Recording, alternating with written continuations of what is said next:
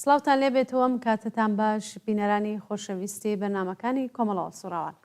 لە خزمەتاندان بۆ پێشکەشکردنی ئەڵلقەیەکی دیکە لەم بەرنمەیە لە ساڵی تازە و نەورۆز نزیک دەبینەوە و خەڵکی کوردستانیش وێڕای کۆمەڵانی خەڵکی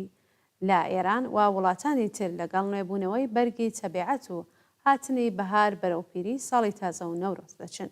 دەیان ساڵە ڕژیمی کۆنەپەرستی کۆماری ئیسلامی هەوڵی داوە تەنانەت لەم کات و ساتەریشدا خۆشی و شادی بە خەڵک ڕەوان نەبینێت و بە هێنانەوەی پاساوی جۆرە و جۆری کۆنەپەرستانە هەوڵی داوە بەر بە شادی و خۆشی خەڵک بگرێت. خەڵکێکە بە ئرتجاع و دواکەوتووی و هەڕەشە و زیندان و تەحریم و قەیران هەر ڕۆژە هێرش دەکرێتە سەر نان و ژیانیان. بەڵام ئەو خەڵکە بە شۆڕشگێڕی و کۆڵنەجان ناوبانگیان هەیە و وێڕای خەباتی ڕۆژانە و سەختی ژیانیان شادی و خۆشی و ڕەشبەڵەکی نەورۆز بەشێک لە ژیان و ژیانیانە وەقەت نەیان هێشتوە هیچ پاساوێک ئاهەنگێڕانی نەورۆزی لێیان بسێنێتەوە. بۆیە هەر لێرەوە دەڵێن نزیک بوونەوە لە بەهار و نەورۆستان لێ پیرۆز بێت و ساڵێکی پڕ لە لەشتاقی و سەرکەوتنتان بۆ ئاواتەخوازین. ئێمە لە بەرنامەی کۆمەڵە ڕۆژانی ئەم هەفتەمان بۆ قسەکردن لەسەر پێشوازی لە نەورۆز و بەهار و ساڵی تازە بە فرسەتمانزانی کە داوا لە هاوڕێ حەسەن ڕەحمانپەنە ئەنجامی کومیتەی ناوەندی کۆمەڵە بکەین و لەم بەرنامەیە لەگەڵمان بێت و چەند پرسیارێکی ئاراستە بکەین. هیوادارمێوەش تا کۆتایی بینەر و بیسەری ئەم بەرنامەیە بن. کاک حەسەنەم کاتت باش، سپاس بۆ ئامادەبوونت لە بەرنامەی کۆمەڵە سوڕانی ئەم هەفتەمان. سپاس بۆ ئێوە هاوکارانتان هەموو کاتێکتان باش. سڵاو ڕێزم هەیە بۆ بینەرانی تەلەڤیزیۆنی کۆمەڵە لە خزمەتتانە. پێم باشە پرسیاری یەکەمەوە بێت کە بۆچی بەڕێوەچوونی مەراسماتی نەورۆز لە کوردستان زۆر گرنگە و بە بایەخە بۆ خەڵک و ئەمساڵ لە چه هەلومەرجێکدا بەرەو پیری نەورۆز دەچێت؟ تاو جێگایی بە گرنگی ئەو مەراسمە دەگەڕێتەوە ئەوەیە کە بەڕاستی لە ئینسانەکان دەورەیەکی ناخۆش لە زمسان و بەستەڵک و سەرما و سەخڵەت و ئەوانە تەواو بکەن، وەرزێکی تازە لە ژیان دەست پێکە، وەرزی بەهار و وەرزی تەبیعەتێکی گەش و وەرزی هاتنەوەی پەرەندەکان و وەرزی هاتنە دەرەوەی خەڵک لە ناو ماڵەکان و لە بەفر و سەرما و هەمووی ئەوانە ئەوە بۆ خۆی مژدەی ژیانێکی تازەتر دەدات. ئەوە جەمبەیەکێتی بە لەحازی تەبیعەت و بە لەحازی ئەوەی کە مرۆڤ هەمیشە دایم علاقەیەکی تایبەتی بە ژیان هەیە، بە تەبیعەت هەیە و خۆی لە تەبیعەتەوە هاتووە. ئەوە هۆکارێکێتی. هۆکارێکی تری ئەوەیە کە نەورۆز بۆ خۆی شتێکی کۆنە، شتێکی تازە نییە. پێش تەنانەت هاتنی ئیسلامیش بۆ ئێران و بۆ ئەم ناوچەیە خەڵک ئەو نەوع مەراسمانەیان بە شێوەهای جۆرا و جۆر تەبعاً خۆڕەنگ و بۆی ئەمڕۆکە ئەوانەی پێوە نەبووە، ئەوانە هەر گیراون. ئەوەستە جمهوری ئیسلامی ڕەنگیشی دیکەی پێداوە. ئەوەیش بۆ خۆی ئەتوانێت هۆکارێکی بێ. هۆکارێکی تر ئەوەیە کە جمهوری ئیسلامی لە واقعدا هەموو شتێکی کردووە بە سیاسی لە کۆمەلگای ئێرانە و نەورۆز ئەو کۆبوونەوانە ئەو تەجەمعانە کە خەڵک مەجالیان نییە لە شەقامەکانە کۆبنەوە، مەجالیان نییە ناڕەزایەتی دەربڕن، مەجالیان نییە شای خۆشی بکەن وەکو هەر وڵاتێکی تر، مەجالیان نییە پیان خۆشە تەزاورات بکەن، ئەتراز بکەن، چی بکەن. لەواقع مەجالێکە بۆ خۆ دەرخستن، مەجالێکە بۆ تەجەمعکردن، مەجالێکە بۆ خۆنواندن و خۆنیشاندان و دەنگ دەربڕین.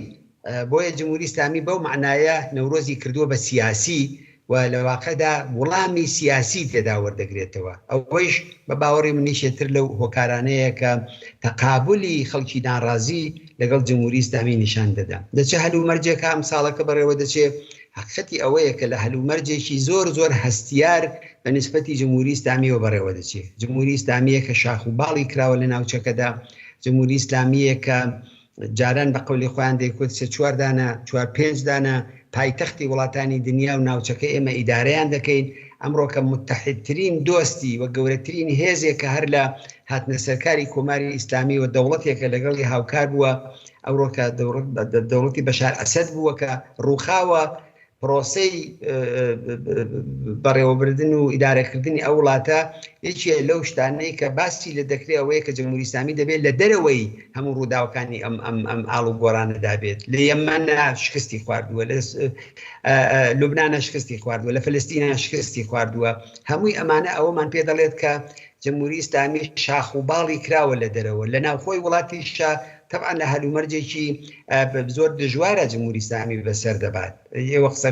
هەڕەشە و گوڕەشەکان و هاژە و گیڤەکانی فەرماندەکانی سوپای پاسداران و قسەکانی خامنەیی لێ دەرکەی بزانە حتا کوێ لە ناو ڕیزەکانی خۆشیان نابێ ئەتمادی بەو ڕژیمە دەستی پێکردووە. ئەو قسانەی کە دێن لەسەر تەلەڤیزیۆنەکان دەیکەن، ئەو ڕەخنانەی کە لیان دەگرن، ئەو ئیفشاگەریانەی کە لە عەلەیهی یەکتری دەیکەن، هەمووی ئەمانە ئەومان پێ دەڵێ کە جمهوری ئیسلامی لە هەلومەرجێکی دژواردایە. بەڵام بەداخەوە ئەو هەلومەرجە دژوارەی کە بە خۆشبەختانە جمهوری ئیسلامی تێدایەتی شکاوەتەوە بۆ ژیانی خەڵک و بەداخەوە ژیانی خەڵک لەو هەلومەرجەدا زۆر خراپ بووە. ئابوووریەکی داڕماو کە بەرەو داڕمانی زیاتریش دەڕوات، وەزعەتێکی ئیجتیماعی تێکڕووخاو لەو کۆمەڵگایەدا، بێکاری لە ئاستێکی زۆر بەریندا $100 پیشتە سەرەوەی 90,000 و تەسەووری ناکەی ئەوە 9 ملیۆن تمەن ببورن. $100 ئەمریکایی ئەمڕۆ کە 9 ملیۆن تمەنەکە پارەکە لەم وەختانەدا نیوەی ئەوە بوو. ئەرزشی کاڵی ئێرانی نەماوە، سفرەی خەڵک بەتاڵە. هەمووی ئەوانە ئەوەمان پێ دەڵێت کە بۆنەی نەورۆز لە وەختەدا بۆنەیەکە زمنی ئەوەی دەربڕینی شادی و خۆشیە، دەربڕینی نەفرەتیشە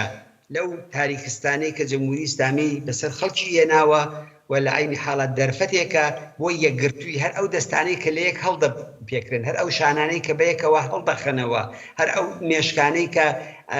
دنیایەک ومێد و ئارەزوو لە ناویانە دەگوزارێت. یەکێ لە ئارەزوو هەرە گەورەکانیان ئەوەیە کە ئەو شای و خۆشیانە بەبێ جمهوری ئیسلامی و لە ئێرانێکی بێ کۆماری ئیسلامی و کوردستانێکی بێ کۆماری ئیسلامی دابچێتە پێشەوە. بەڵێ زۆر سپاس کاک حەسەن. تا ئێستا چەندین ڕێوڕەسم بۆ پێشوازی لە نەورۆز لە کوردستان و لە داوێنی تەبیعەتە بەڕێوەچوارەوەکەوەی لە ڤیدیۆکانە بینیتان. ئەو ڕێوڕەسمانە چۆن دەبینن و پێتان وایە چه پەیامێکیان هەبووە تا ئێستا؟ زانی دەستپێکی زووتری ئەو ڕێوڕەسمانە هەموو ساڵێک بەتایبەت 2 ساڵە لە چەشمێرەوە لە منتەقەی جنوبی کوردستان دەست پێ دەکات، لە کامیارانەوە دەست پێ دەکات. بە باوەڕی من پەیامێکی زۆر زۆر پیرۆزی پێ، پەیامێکی زۆر زۆر خۆشی پێ، بەتایبەت ئەگەر چاو لە تەرکیبەکە دەکەین، چاو لە نەسڵی نوێ دەکەین، چاو لە گەنجەکان دەکەین، چاو لە کوڕکچانێکی هیوا ئومێد بە دواڕۆژ دەکەین، بە ئەوە بزانن کە ئەو مەراسمانە مەراسمهایەکی غەیرە دەوڵەتین. جمهوری ئیسلامی لە ڕێگای ناوەندەکانی خۆیەوە ئەم لە ئوستانداری لە کوردستان، لە ورمێ، لە شارەکانی مەهاباد و سەقز و سنە و شوێنەکانی دیکە مەریوان، کامیاران، بۆکان، سەقز داوایان لە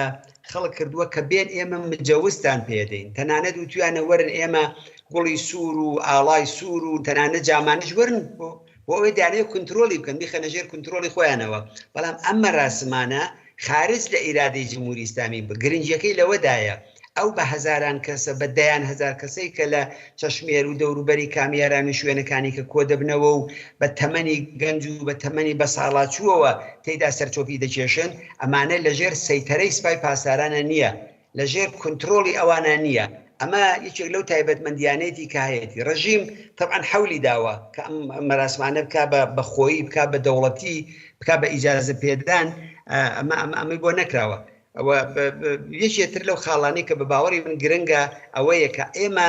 نابێ بێڵین و دڵمان بەوە خۆش بێ فەقەت لە دێهاتەکانە مەراسمەکان بگرین، بەڵکو دەبێ مەراسمەکانمان کە ئێستا ماومانە بیانکەین بە مەحەلە مەحوەر، لە ناو شارەکانە، لە مەیدانی شارەکانە، لە مەحەلات و گەڕەکەکانە. تەنیا ئەوە نەکەین کە بچینە دەرەوەی شارەکان. ئەس قەزا جمهوری ئیسلامی پێخۆشە لە شارەکانە مەراسم نەگیرێ، پێخۆشە شارەکان چۆڵ بێ، پێخۆشە خەڵک بڕۆنە دەرەوەی دیاتەکان و لەوێ هەست و سۆز و عاتفە و هەڵپەڕین و خۆیانی تێدا بنەوە خاڵیکەنەوە. بەڵام ئەوە نابێ ئێمە تەنها ئەوە بکەین، خەیناکە لەو شوێنانەش بچین، بەڵام هاوکات لەگەڵ ئەوە گەڕێکی شارەکان، مەیدانی شارەکان، شەقامی شارەکان نابێت چۆڵکەین بۆ جمهوری ئیسلامی. ئەوەیش خاڵێکی گرنگە و بە باوەڕی من لە یەکێک لەو مەراسمانەدا ڕنگ و ڕواڵەتێکی ئەسڵەن ژن نەدەبیندرا. چەند ڕۆژی ڕابردوو کە مەراسمی دەریاز گیراوە لە مەهاباتە زۆر بە کەمی ژنی تێدا بوو. ئەمە بۆچی وایە؟ نابێ وابێ، نابێ مەراسمەکانمان ئەو ڕنگ و ڕواڵەتی پێوە بێت، بەڵکو ئەس قەزا دەبێ هەر ئەوەی کە ژنانی سەرچۆپی چێژ بن بە ڕەنگی ئاڵەواڵی خۆیانەوە، بە لیباسی جۆرا و جۆریانەوە. من لە هەر لەم بەرنامە ئێوەدا پارێکش دەبیرمە وتومە پێویست ناکات ژن بکەن بە پیاو،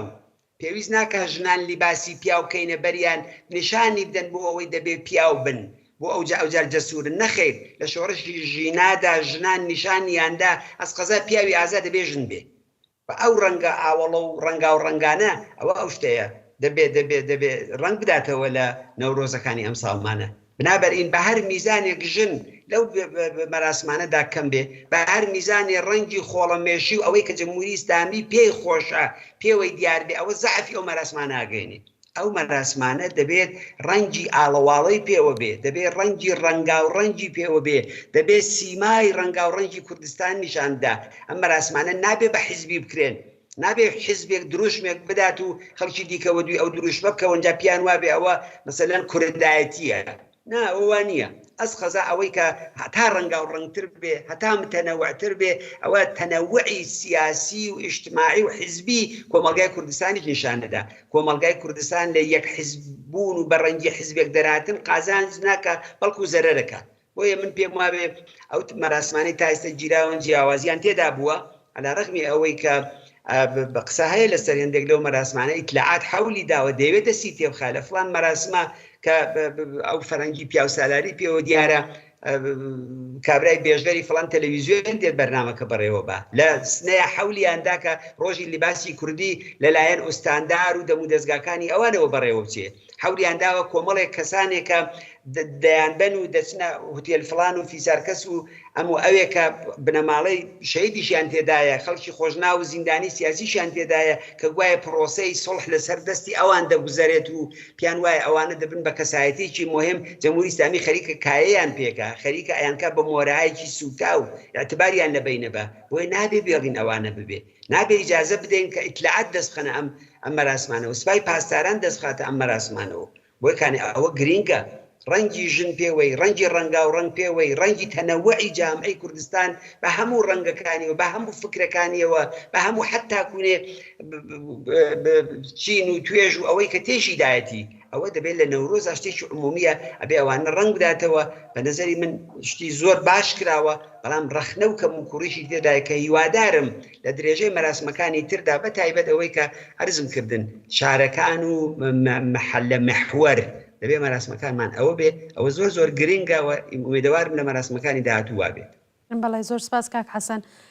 هەروەکو خۆشتان ئاماژتان پێکرد ڕێو ڕسمەکانی سر لە ڕێگادایە کە لە ڕۆژانی داهاتوودا لە کوردستان بەڕێوە دەچێت دەبێت ئەو مەراسمانە چۆن بێت و چاوەڕوانی چییە؟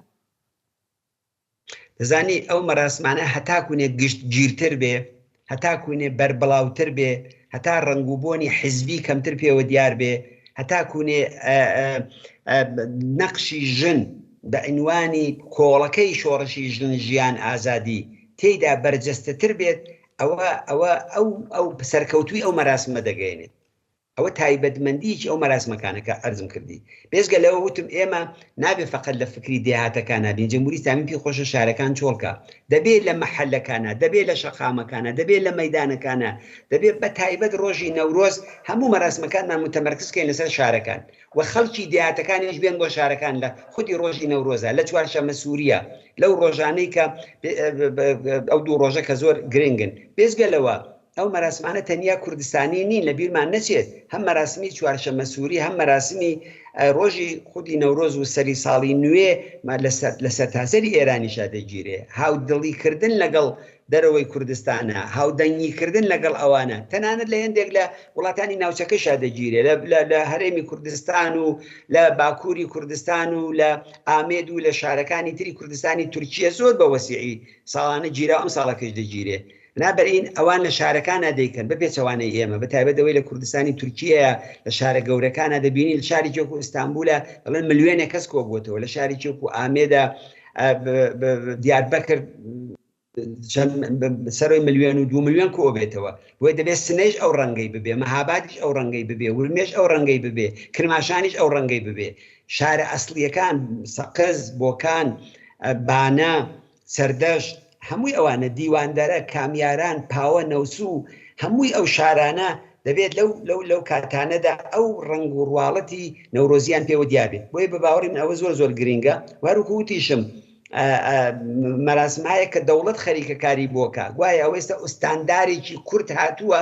ئەو ئوستاندارە کووردە خزمەت بە خەڵکی کورد ناکە ماڵی ئاوا بێگەر خزمەتێکی لە دەست بێ بیکە بەڵام ئیجازەی پێنادەن دڵسۆزیش بێ پیاوی چاکیش بێ فڵانیش بێ ئەوانە لە دەیان فیلتەری جەمهوری ئیسلامیەوە دەگوزارێن ئەو بەرژەوەندی جەمهوری ئیسلامی دەپارێزێ بۆ یەکانێک کراوە بە ئوستاندار ئەگەر ئوستاندارێکی کوردیان دەوێت ئەوانەی کە پیان وایە لەو ڕێگایشەوە مەسەلەی کورد چارەسەرەکەن کە چارەسەر نابێ بەوە ئیجازە بدەن لە سنەیە بە ئوستاندارەکەی خەڵکی شارەکەی خۆی هەڵی بژێرێ ئیجازە بدەن بە فەرماندار و بەخشداری سەقز و بۆکان و بانە و شوێنەکان دیکە خۆیان خەڵکەکەی هەڵی بژێرێ ئەوانە فقط کڵاوبەرداریەکە کە بەو شێوەیە دەیکەن بە جلی کوردی و بە شتێکە ئەوان بیکەنە بەریان و چواردانە مەسئولیان بێنە ناو مەراسمەکانەوە ئەو مەراسمانە نابن بە مەراسمی خەڵکی ئەوان دەیانێ بە لاڕێدا برن کەوایە حەولدان بۆ ئەوەی کە نێڵین ئەو مەراسمانە کەونە دەست ئەوان کەونە دەست دار و دەستەکانی ئەوان کەونە دەست ئەو کەسانی کە دەیان بن لە هۆتێلەکانە پڵاو و گۆشت و نازانم کەباب و چی و چیان پێدەن و پوڵیشیان بۆ سەرفەکەن ئەوانە دڵسۆزی خەڵکی کوردستان و جوانانی ئەمڕۆکەنین دەبێت لەوانە عبور بکەین. بەڵێ کاک حەسەن وەکو خۆشتان لە پێشەکیەکەدا باستان کرد ڕژیم لە شایی و خۆشی خەڵک زۆر ئەترسێ و تەحمڵی نییە بۆ شایی و خۆشی خەڵک و هەوڵ دەدات کاریگەری بێت لەسەر ئەم ڕێوەڕەسمانە پێتان وایە ڕژیم بۆچی وا دەکات خۆشتان بە کورتی ئاماژەیەکتان پێ کرد دلیلەکەر ئەوەیە جەمهوری ئیسلامی پێی خۆشە هەمووی مقدراتی ئەو جامعەیە لە دەستی ئەوانە بێ ئەسن خاصیەتی ئیتلاعات خاصیەتی دەستگاهای سەرکوتکەر خاصیەتی نیروهای ئەمنیەتی لە هەموو وڵاتێکانە تەنیا لە ئێرانە لە عەرەبستان لە تورکیە لە سووریە لە عێراق لە هەموو جێگایەکە ئەوەیە نیروی ئەمنیەتی کاری ئەوەیە بچێتە ناو ئەو ڕووداوانە و بچێتە ناو ئەو ئاعترازانە و بچێتە ناو ئەو شای و خۆشیانەوە بە ڕەنگی حکوومەتی دەربێنێ ئەوان پێیان خۆشە نەورۆز عەکسی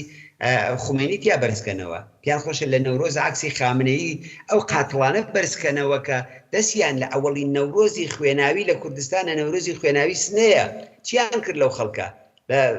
جنایەتکاری مەلایەکی جنایەتکاری وەکو سەفدەری نابەرین وەختێک کە ئەوان دەخالەتەکەن دەخالەتەکەیان بۆیە بەلاڕێیدا بەرن هەر بۆیە کانێشە ئێمە دەڵێن نابێ ئیجازە بدەن نابێ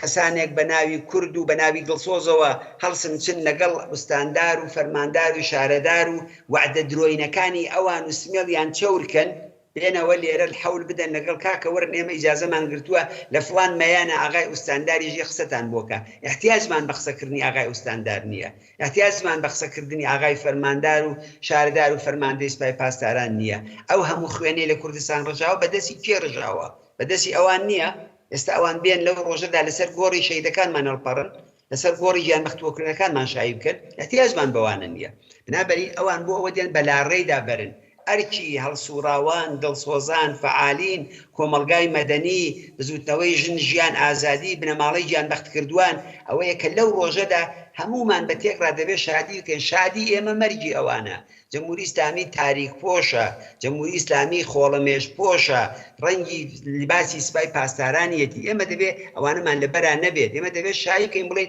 جامعەیەکی شادمان دەبێت نابەرین جمهوری ئیسلامی حەول دەدات بۆ ئەوەی کە خۆی بخزێنێتە ناو ئەو مەراسمانەوە هەر وەکو ڕێکخراوەی کرێکاری دروستە بێ لە ڕێگای جاسوس و بەکرێگیرا و خۆفرۆشەوە حەول دەدەن بچن ناو ڕێکخراوە کرێکاریەکان حەول دەدەن جاسوس دێرن بۆ ناو حیزبە سیاسیەکانی و حوزە سوێن لە باشووری کوردستان لە ئوروپا لە ئەمریکا لە کانەدا لە شوێنەکانی دیکە مزدوری بەکرێگیراویان بۆ بکەن ئەوە کاری دەستگای ئیتلاعاتی ئەوەیە کاری نهاتای ئەمنیەتی ئەوەیەوە ئەوە دەبێت ئێمە ڕەوشەکانیان بناسین شێوەکارەکانیان بزانین خونچایکەینەوە ئەوە نێڵین ئەو شێوە و ڕەوشانەی کە ئەوان لە پێشی دەگرن تەئسیر بکاتە سەر ئەو خەبات و مبارزەی کە بەڕاستی خودی نەورۆزی ئیتر نەورۆز ڕەنگ و بۆی سیاسی بەخۆیەوە گرتووە لە شعارەکانی لە سرودەکانی لە گۆرانیەکانی و جمهوری ئیسلامی وای لێ کردووە ئەگەر جمهوری ئیسلامی لێ بگەڕێت نەورۆز شادی و خۆشیەکە خەڵکێک دەیکەن و چەند ڕۆژە هەفتەیەکە دوو ڕۆژە تا سێزدە بەدەرە دوای ئەوە کە دەچێتە ماڵی خۆی سەر زیندگی خۆی بەڵام جمهوری ئیسلامی شایی و شیوەن و مردن و تەنانەت فاتیحە خوێنیشی کردووە بە سیاسی دەستگرتنەوە دەست نەگرتنیشی کردووە بە سیاسی بۆیە ئەوە قسەیەکی زۆر مەشهورە کە دەڵێن دەستگای ئیستبدادی سیاسی شێوەی مبارزەی ناوخۆی ئەو وڵاتە دیاریەکات ئەوە جمهوری ئیسلامیە لە ڕۆژی ئەوەڵیەوە تا ئێستا وا بووە لە ئیستبدادی پاشایەتی و سەڵتەنەتیە وا بووە لە تورکیەش دەسەڵاتی فاشیستی ئەردۆغان و ئەکپارتی ئەوانە هەروایە لە شوێنەکانی کەیژوایە بنابراین ئێمە هیچ ڕێگایەکمان نییە بەغیر ئەس ئەوەی کە ئەو پیلانانەی ئەوان بناسین پوچەڵی بکەینەوە و تەرح و بەرنامە و ئەو پرۆژانە بەرینە پێشەوە کە کۆمەلگایەکی شۆڕژگێڕی مەدەنی نەک کۆمەلگایەکی تەسلیم بوو تەسلیم خواست خۆ بەدەستەوە دەر کە خەریکە لەگەڵ جمهوری ئیسلامی بەو معنایە سازشەکە بێڕین ئەوانە ئەو کارانە بەڕێوە برن.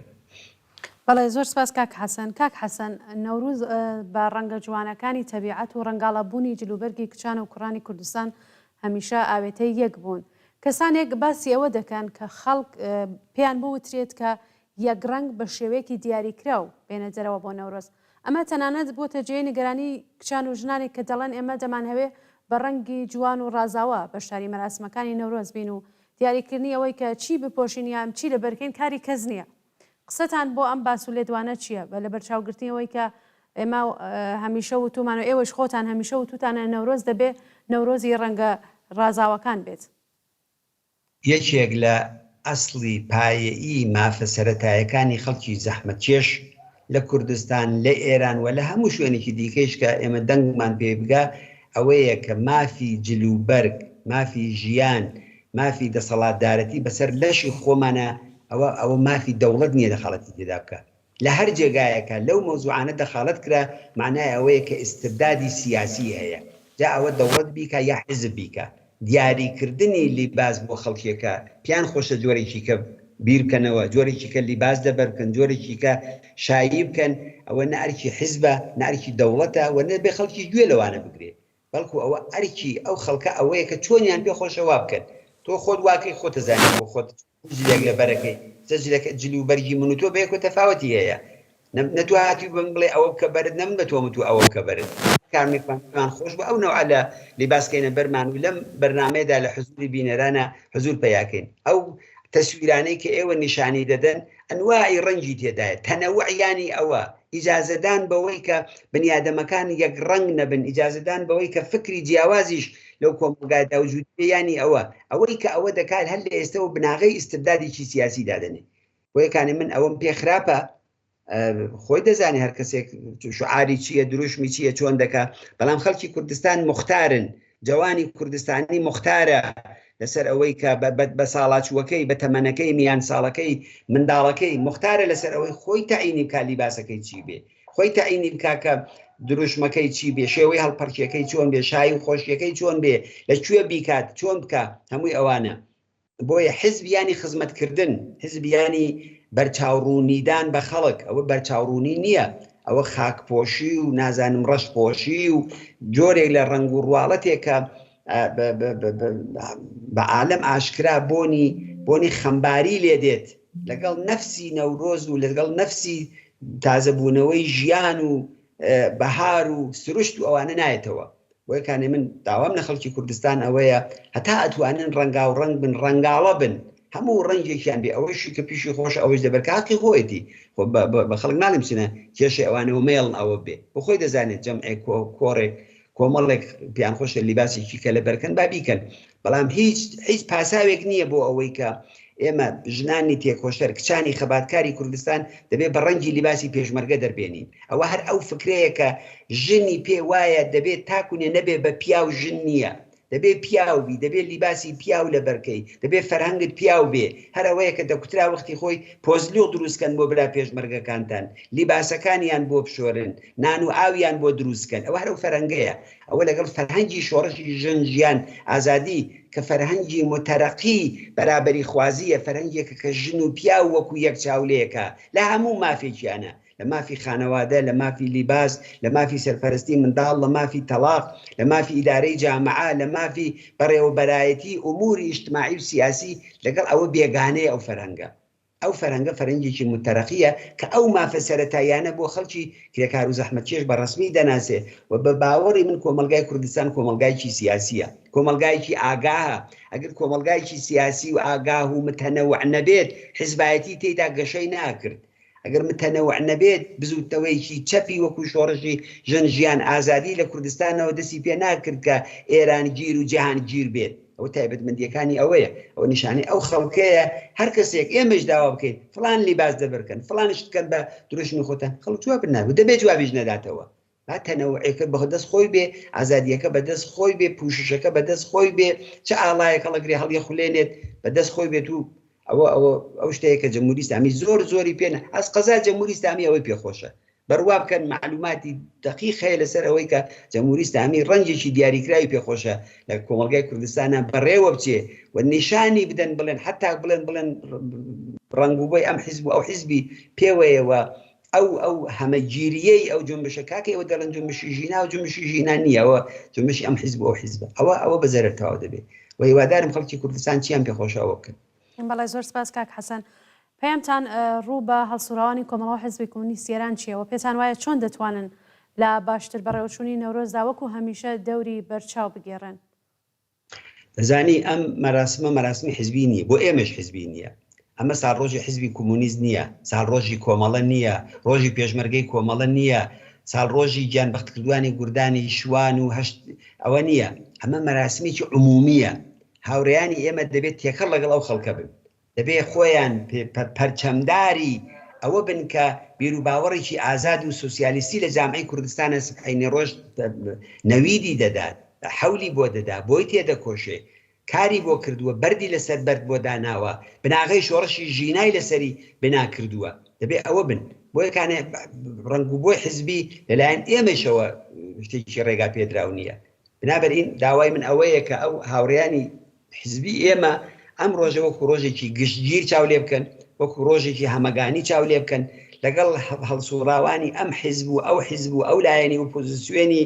کە دژ بە جمهوری ئیسلامیە پەیوەندیان ببێ، سعیکەن ڕنگ و بۆی حیزبی بە مەراسمەکانەوە کەم بکەنەوە، سعی بکەن ئیجازە بدەن کە ڕەنگی ئاڵەواڵە، ڕەنگی ڕەنگاڵە، ڕەنگی جۆرا و جۆر هەموو ڕەنگێکی سەوز و شین و سوور و زەرد و ئەوەی کە لەو کۆمەلگایەدا پێوەی جوانن، شازترین لیباسەکان لەو ڕۆژەدا لەبەرکەن، جوانترین لیباسەکان با کوڕوکچ لەبەری بکەن، با سەرچۆپیەکانیان بەدەستیانەوە ڕنگ بداتەوە، باوەڕکە جمهوری ئیسلامی بەوانە وەحشەت دەکات. نابەرین هاوڕێیانی ئێمە ئەرکی خۆیان دەزانن لەو بابەتەوە، ئەوان دەزانن لە ڕۆژی مەسەلەن گوردانی شوانە چ بکەن لەسەر ئاوێر و لە ناوشارە و لە شوێنەکانی دیکە و مەراسمەکانیان لە 8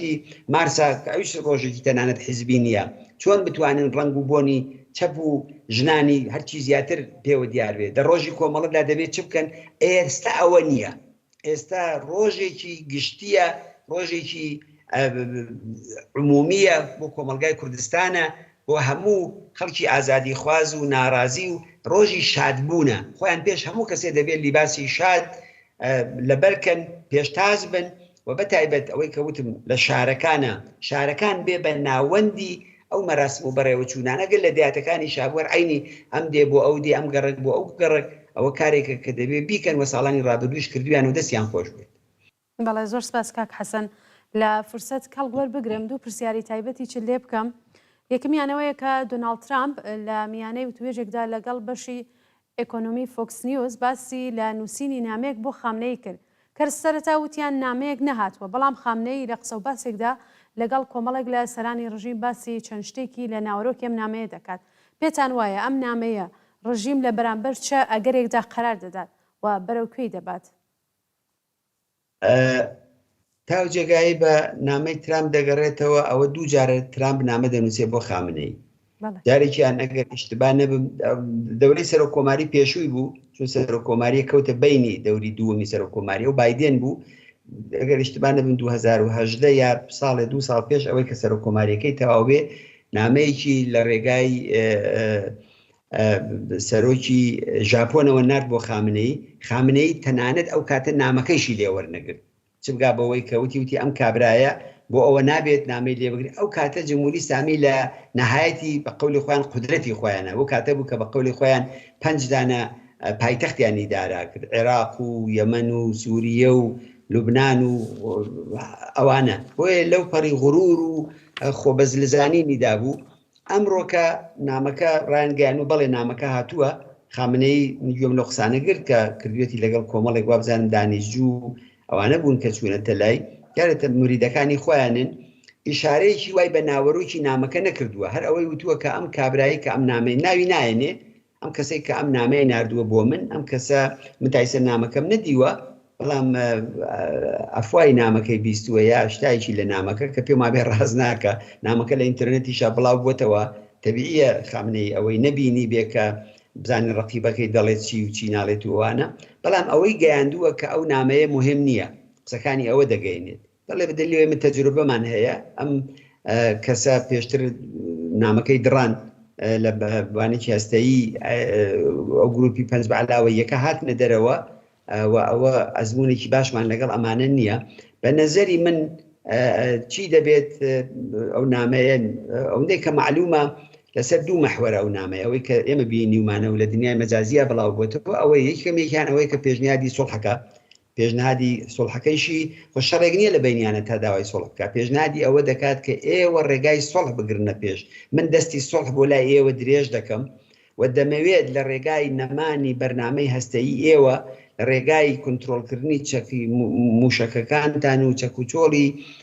دووربورتان ئەم پرۆسی سوڵحە بەرینە پێشەوە ئەوە داواکاریەکەمە ئەگەر ئەوە نەچێتە پێشەوە ئەمە زمانە شیرینەکەیەتی زمانە ڕقەکەی یا بەستا زمانی تونەکەیشی ئەوە ئەگەر ئەمە نەچێتە پێشەوە ڕێگایەکی ترمان نییە بەغەیرێز لێدان بەغەیرێز شەڕکردن ینی لەواقع هەردوو ڕێگا کاخاتە بەردەمی خامنەی لە جوابدا ڕێگای ئەوەڵ قۆفەکات ئەگەر چی من پێم وانییە ئەوە تەسمیمی نەهایی جمهوری ئیسلامی بێ پێم وابێ ئەوان لەوە ژیرترن لەوە عاقڵترن کە بیر لە داهاتووی خۆیان نەکەنەوە ئەوان بڕیاری خومینیان هەیە دەڵێت مانەوەی دەسەڵاتی ئیسلامی ئەوجەبی واجباتە ینی لە هەموو واجبێک واجبتر ئەوەی کە دەسەڵاتی ئیسلامی بمێنێتەوە ئەو وەختی خۆی وتی ئێمە لەگەڵ سەدام حوسێنە بە هیچ جۆردانانیشین ئەگەر لە سەدام حوسێن گزەشت بکەین لە شاهانی فاسدی عەرەبستانی سعودی ئێمە گزەشت ناکەین لەگەڵ سەدام حوسێن دانیشتنوتی ئەوە جامێکی زارە من دەیخۆم ئەوان لە ئاینی شیعەدا تەقیەیان هەیە تەقیەیانی درۆ تەقیەیانی قبوڵکردنی درۆکردنێک کە دەیکەن شتێ بە خەڵکیان وتووە ئێستا پێچەوانەکەی دەکەنەوە ئەوە ڕێگای پێداون پێزگەلەوە شتێکی تریشیان هەیە بە ناوی فتوایش بۆ ئەو شرایەتە تەنگانەیە ئەو شرایەتانەی کە گیرەکەن تێدا ئەوەی خامنەی گوایە فتوای داوە ئێمە دەستمان بە ئەسڵحی ئەتۆم ناگا و نامانەیە ئەوە درۆیە جمهوری ئیسلامی تەواوی حولی ئەوەیە ئەو سێ ئەوەی کە شتی هەستەیی دروستیەکە دەقەوتەق بۆ ئەسڵحی هەستەییە بۆ ئەوە نییە کە ئامانجێکی سوڵە خوازی لێ بێت وانە بۆیە ئەگەر ئەو ڕێگا حەلی ئەوەڵە نەچێتە پێشەوە و ئێستا فشارەکان لەسەریان ئەوەیە کە ناچاریان کەن بەوە ئەوە نەچێتە پێشەوە ڕێگا حەلی دووەم کە ڕێگا حەلی نظامیە ئەوە دەبەنە پێشەوە و ئەوەی کە جمهوری ئیسلامی دەڵێ ئێمە ئەو ئامادەییەمان هەیە و بۆ هەموو شتێک ئامادەین بە باوەڕی من ئەوە بلۆفە. بەڵێ کاک حەسەن پێتان وایە ئەمریکا گوزینەی شەڕی نظامی بەربڵاو لە دژی ڕژیم گرێتە بەر؟ من دەزانی ئاخر شەڕی نظامی بەربڵاو چۆنە؟ عێراق شەڕی نظامی بەربڵاو بوو. ئەمریکا لە خەلیجی فارسەوە دوای مەسەلەی ئازادکردنی کوێیت هێزی هێنا لە دەوری دوومیدا تەڕان هێزیان هێنا و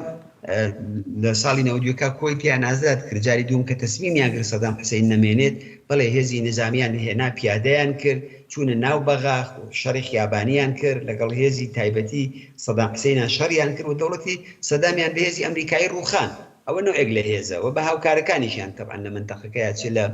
91 لە کوردستانە دواتر 2003 لە باقی عێراق و ئەوانەیە ئەوە شەڕێکی بەربڵاو بوو کردیان لەی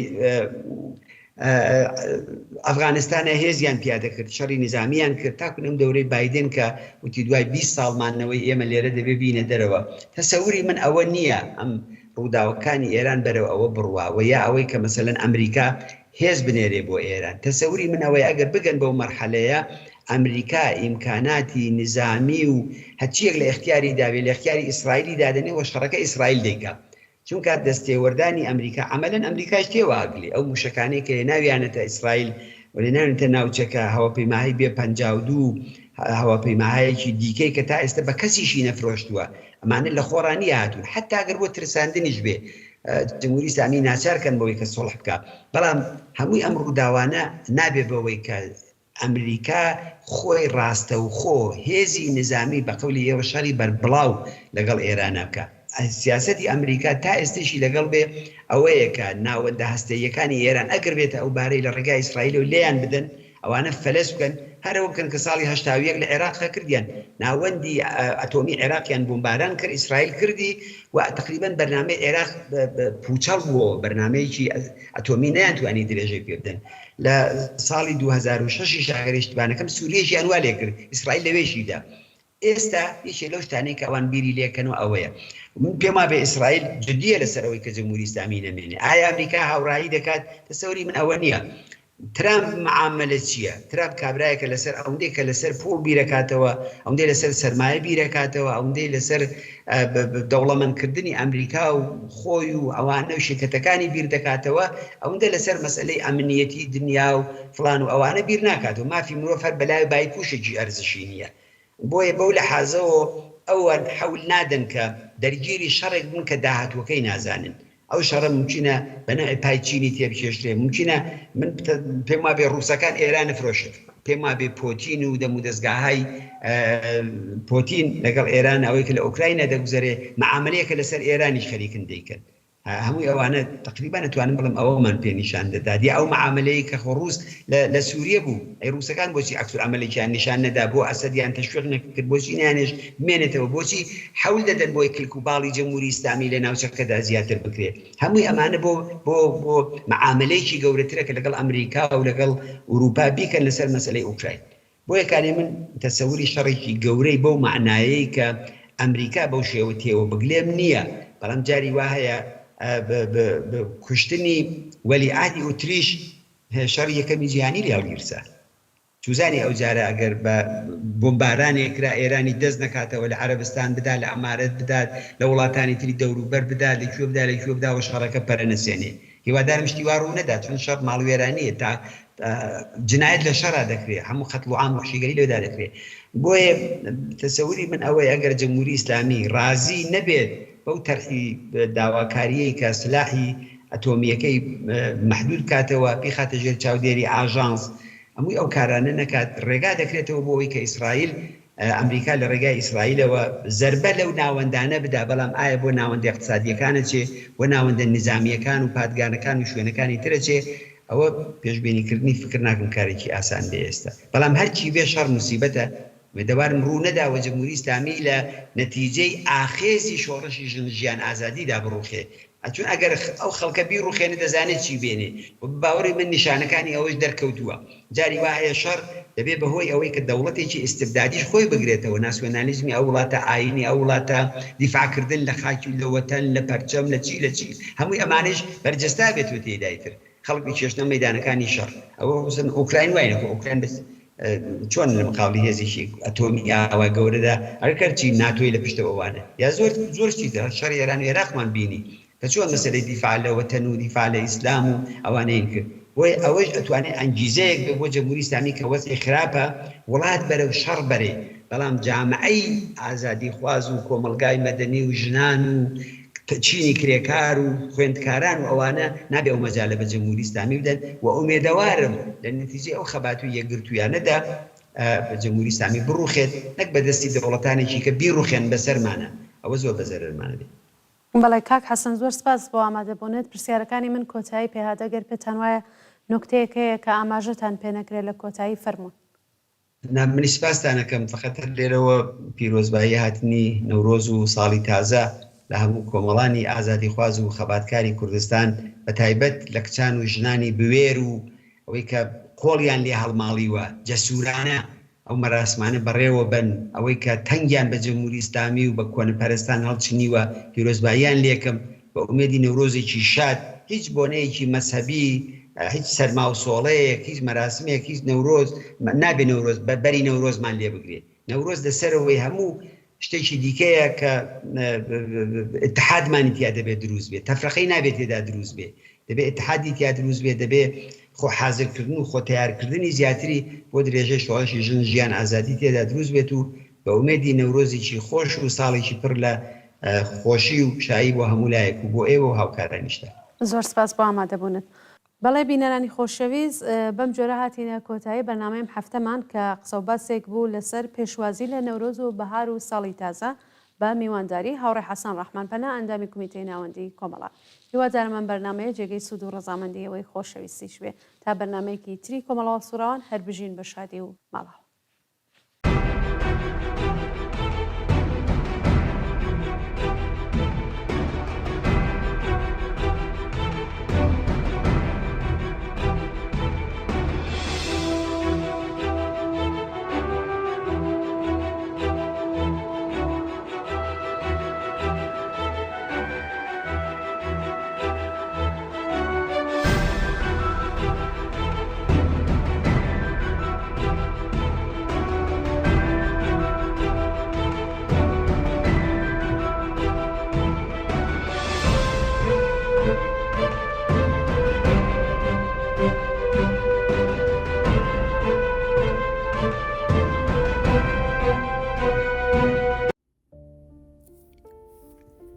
چەند نوکتەیەک سەبارەت بە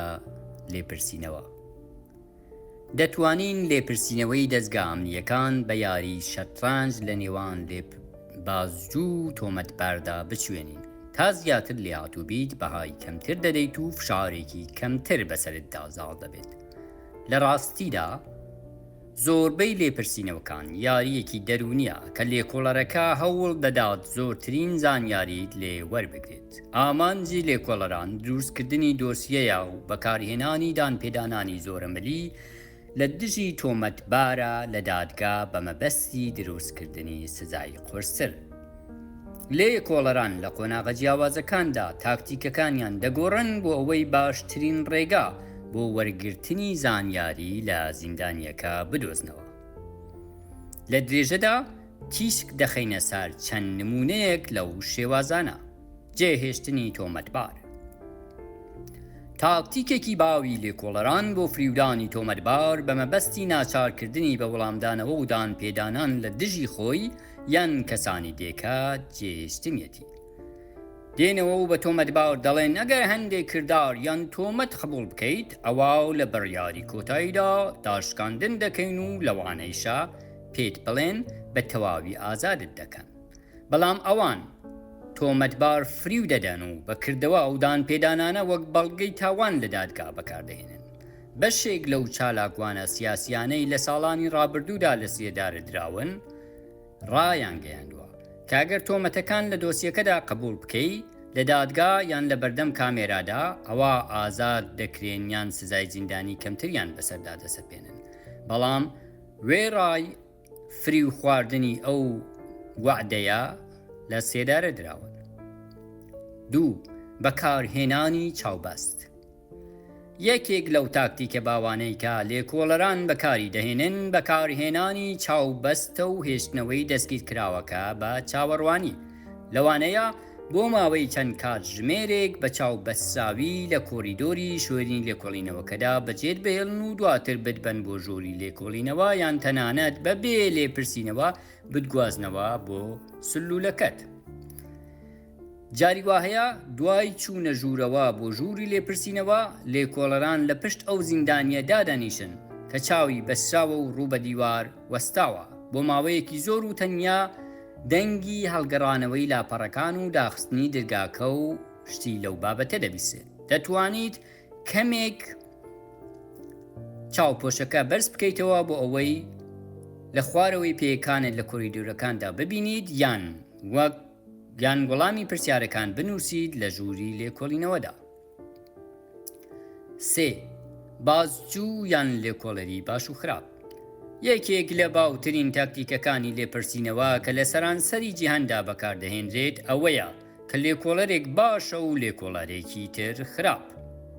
لەم شێوازەدا لێکۆڵەرێک فشار دەخاتە سەر و هەراسانت دەکات، لێکۆڵەرەکەی تریش دڵنەواییت دەدات و وا خۆی نیشان دەدات کە لە خەمی بەرژەوەندی و بار و دۆخی تۆدایە. بەکارهێنانی لێکۆڵەری باش و خراپ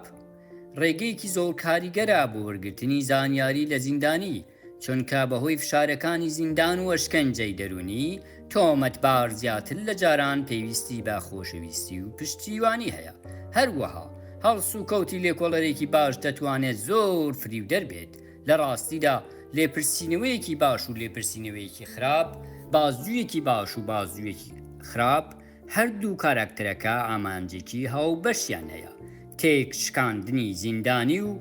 بەڵگا کۆکردنەوە بۆ ئەوەی قورسترین حکمی بەسەردا بسەپێنن. 3. فشاری جەستەیی و دەرونی.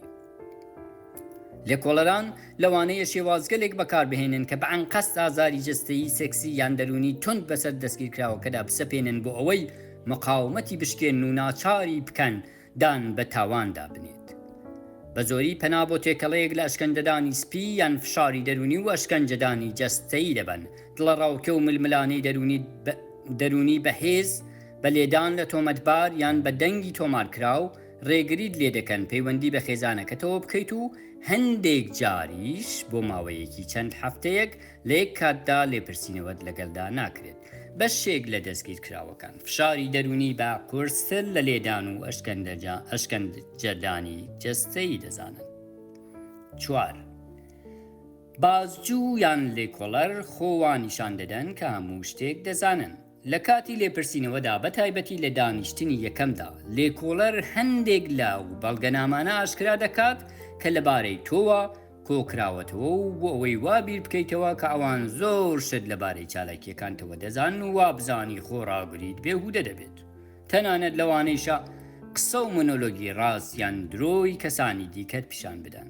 لەبیرت بێت بازجوو هەموو شتێک لەبارەی تۆوە نازانێت و تەنها هەوڵی خۆنمایشکردن دەدات. ئەگەر ئاگاداری هەموو چالاکیەکانت بوونایە پێویستیان بە قسەکردن و وەرگرتنی زانیاری لە تۆ نەدەبوو. باشترە زوو وەڵامی پرسیارەکان نەدەیتەوە و بە پێشبینیکردنی ئەو پرسیارەی لە مێشکی بەرپرسی توێژینەوەکەدا هاتوۆتە ئاراوە سەرنجت لەسەر وەڵامی ئەو پرسیارە چڕ بکەیتەوە. 5. هەڕەشە و درۆ. زۆربەی قسەکانی لێکۆڵەران و بەتایبەت هەڕەشەکانیان درۆیە. زۆر جار درۆکانیان لەگەڵ ڕاستیەکان تێکەڵ دەکەن بۆ ئەوەی کاریگەری یاریە دەرونیەکەی خۆیان زیاتر بکەن. بۆ نمونە لەوانەیە ڕۆژنامەیەکی ساختت پیشان بدەن بۆ ئەو دۆخە سەختەی دەرەوەی زیندان. هەندێک لە درۆ هەڕەشە باوەکانی لێکۆڵەران بریتین لە بانگەشەی زانینی پەیوەندیە نزیک و تایبەتەکان و تەنانەت هەبوونی بەڵگەی وەک وێنە و ویدیۆ، درۆکردن لەسەر نەخۆشکەوتن یان تەنانەت مردنی ئازیزانت، هەڕەشەکردن لە وەرگرتنی سزای قورس لەلایەن دادوەرەوە، هەڕەشەی زیانگەیاندن بە خێزانەکەت، ئەشکەنجەدان، دەستدرێژی سکسی و بەکارهێنانی ئامێری دۆزەرەوەی درۆ. 6. دروستکردنی کەشێکی سامناکی تیرۆر. دوای درۆکردن و هاندانی لە ڕاوکێ و تیرۆرکردنی زیندانیەکە یەکێک لە تاکتیکە باوەکان بۆ ئەوەی قسە بکات دروستکردنی کەشێکی تیرۆر و ترس و سامە. لە کاتی لێپرسینەوەدا ڕەنگە ئەشکەنجەدان یان هەراسانکردنی کەسانی دیکە پەخش بکەن، یان ڕەنگی سوور بڕژێنە سەر کۆریدۆرەکانی ناوەندی دەستبەسەرکردن بۆ ئەوەی وابیر بکەیتەوە کە ناوەندی دەستبەسەرکردن بە خوێنی زیندانیە ئەشکەنجەدراوەکان پەڵە بووە. ڕاهێنانی خۆراگری لە بەشی تەندروستی دەرونی یارمەتیدەر دەبێت بۆ ئامادەکردنی مێشکت بۆ مامەڵەکردن لەگەڵ تاکتیکەکانی لێکۆڵەران.